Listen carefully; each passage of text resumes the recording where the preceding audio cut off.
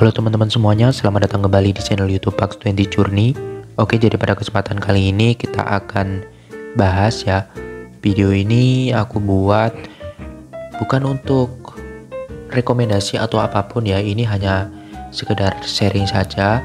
Apa saja sih persiapan yang saya lakukan untuk garap airdrop, baik itu di retroaktif dan juga di testnet. Nah, di sini aku ingatkan ini bukan saran finansial atau not financial advice, dan ini juga bukan rekomendasi. Ini hanya sharing saja apa yang saya lakukan ya teman-teman. Jadi kalau misalkan kalian mau ikut silahkan, mau mengabaikan juga silahkan gitu. Nah, untuk persiapan saya bagi menjadi dua, yaitu persiapan secara esensial dan persiapan secara non esensial. Nah, untuk esensial ini penting ya teman-teman, ini tidak bisa kita lewatkan dan tentunya ini adalah pondasi kita teman-teman. Nah, untuk non esensial ini bisa kalian pakai ataupun nggak kalian pakai juga nggak apa-apa. Namun kalau misalkan kalian pakai, itu bakalan menunjang kalian dalam melakukan aktivitas di airdrop pada sebuah project gitu kan. Jadi akan lebih gampang aja kalau teman-teman punya semuanya. Nah, untuk yang pertama, untuk di esensial itu kita tentunya perlu modal uang ya teman-teman. Dan yang kedua kita butuh handphone dan juga PC ataupun laptop. Dan yang ketiga kita butuh centralized exchange, dan yang keempat itu wallet crypto. Dan untuk non-esensial itu ada seed atau tracker tools yang teman-teman bisa lihat di dual investment saya. Saya biasa menggunakan Google Spreadsheet. Nah, itu salah satu tracker yang non-esensial sebenarnya. Jadi segala aktivitas airdrop teman-teman itu kalian catat di tracker tool kalian. Baik itu menggunakan Google Spreadsheet, Notion, ataupun Microsoft Excel bebas, ataupun pencatatan apapun lah itu. Nah, oke, kita bahas modal duit atau modal uang. Jadi kita bahas dulu untuk testnet ya. Jadi kita itu kadang-kadang di beberapa voucher project itu mengharuskan kita untuk mengunci ataupun menyimpan lah, bukan mengunci, menyimpan koin atau token yang ada di layer 1 jaringan yang ditempati di suatu project tersebut ya. Jadi seperti contoh itu Ethereum Sepolia teman-teman, testnetnya. Jadi kita itu di beberapa voucher itu mengharuskan kita untuk punya sekitar 0,002 Ethereum ya di wallet kita. Ya entah apa tujuannya, yang penting yang pasti teman-teman itu harus punya Ethereum gitu, nyimpen Ethereum di wallet kalian. Jadi kalian baru bisa dapat voucher tokennya. Nah, untuk di retro itu udah jelas ya.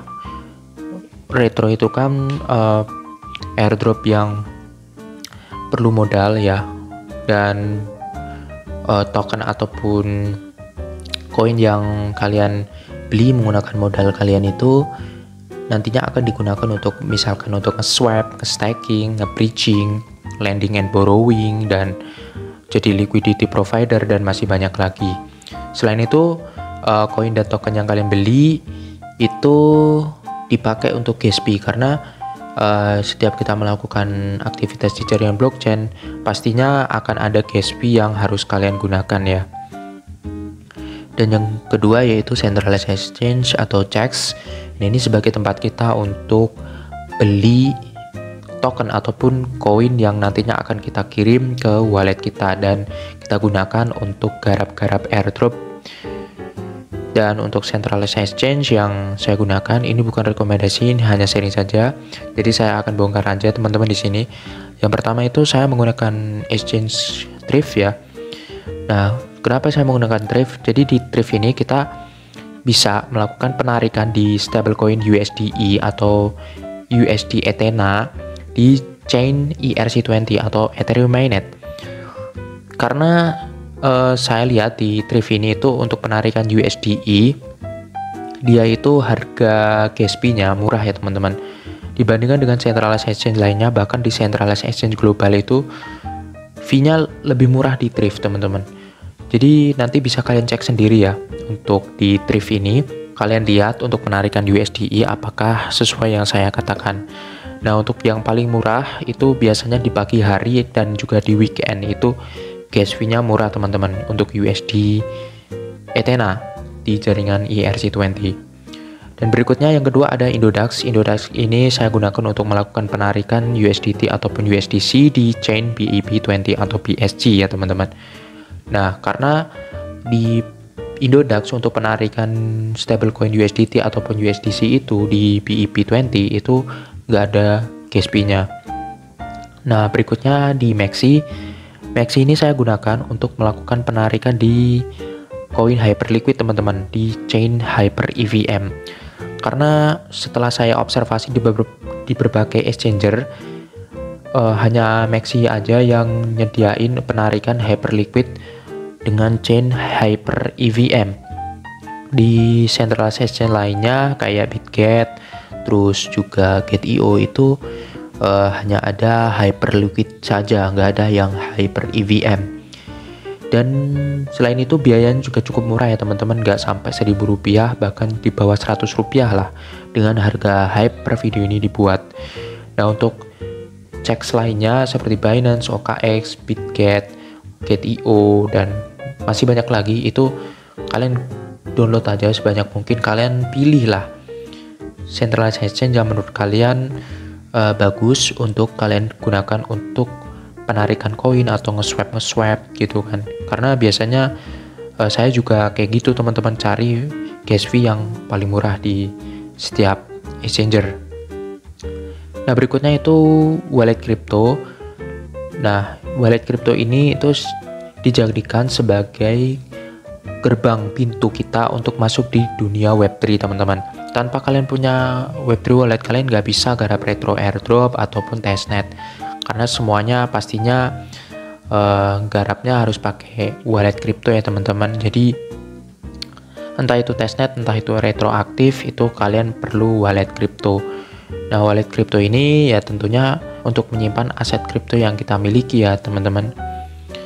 Dan untuk wallet crypto yang bisa teman-teman gunakan itu saya pakai 3 ini teman-teman. Yang pertama ada MetaMask, Trust Wallet, dan juga Rebi Wallet. Sebenarnya ada satu lagi yaitu Bitget, cuma saya lebih prefer ke Rebi Wallet dan MetaMask sih untuk saat ini, karena ya saya lebih banyak melakukan aktivitas di jaringan EVM ya teman-teman dibandingkan dengan jaringan yang lain. Jadi saya lebih pilih untuk pegang aja yaitu di 2 dompet kripto ini aja.